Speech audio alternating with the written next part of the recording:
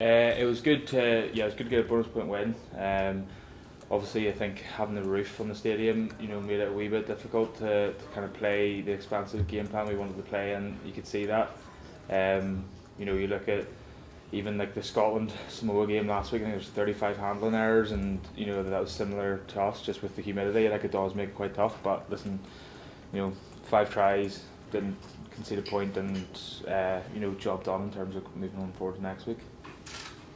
Yeah, look, just to reiterate what he said, it's job's done. We got what we wanted out of the game, and look, it's probably hard to explain. It must have been really, really tough out there, and we obviously didn't experience it ourselves having to watch from the sidelines, but it looked like it was really, really tricky, and that ball just looks like a bar of soap at times. But we've got a lot of positives we can take out of it. Not conceding a try, and to only concede 1 try in the tournament so far, we can take a bit of confidence out of our D and stuff like that. But there's obviously a lot of things we can build on, a lot of things we can improve on, and that's positive as well, I suppose.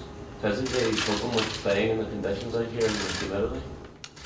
It's something you have to get used to, like Chris was saying, like, we didn't really experience that last night, but even just in the warm up, like, I think that's definitely the most humid we've experienced it here. But yeah, like, I think everybody's finding it quite difficult, so it kind of creates a level playing field, and it's just something you get used to as the tournament goes on. In sense of the mood within the companies for both of you lads, how would you describe that?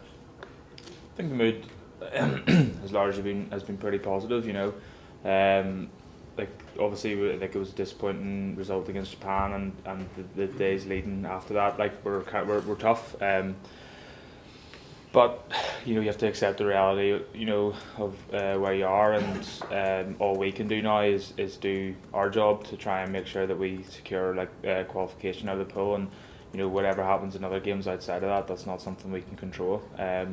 But yeah, I think like the mood's been largely very good, and guys, especially after the Japan performance, wanted to right a few wrongs and train really hard, and yeah, that's definitely evident in the way they got they did train. So yeah, I think it's been largely positive. Chris?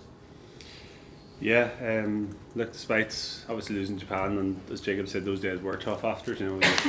They always are, no matter who it is you lose to. It's tough to be in camp and not get a break from that, because you're around the same lads that you played with, and you don't get to go home with your family, or you don't get to go meet your friends and talk about something completely different. So most people are dwelling on that for a couple of days, and it does take a little bit of time. But I think for the large part of how long we've been here, it's been really good.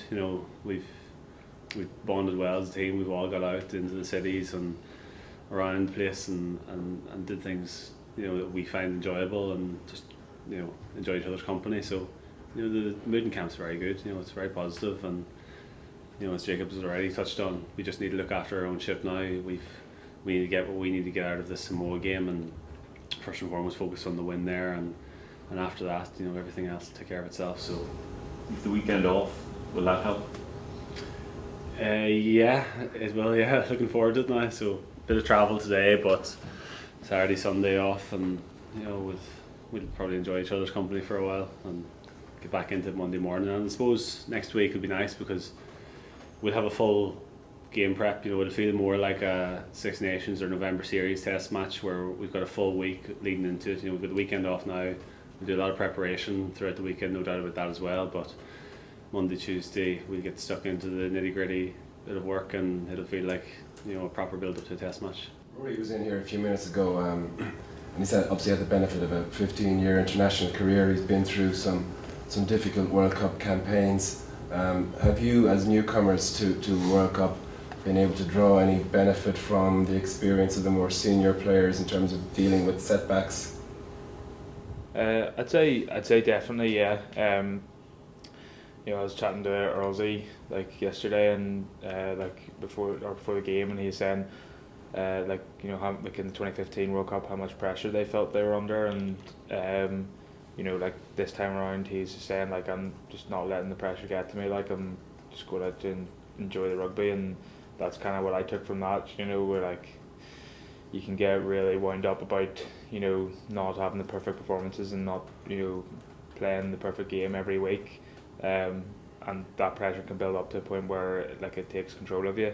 or else you can just go out and enjoy your rugby and, you know, be confident in your ability and play, you know, play to the game plan that the coaches and the, you know, the leadership group have created. And 9 times out of 10, like, that's a much better way to do it than the other way around.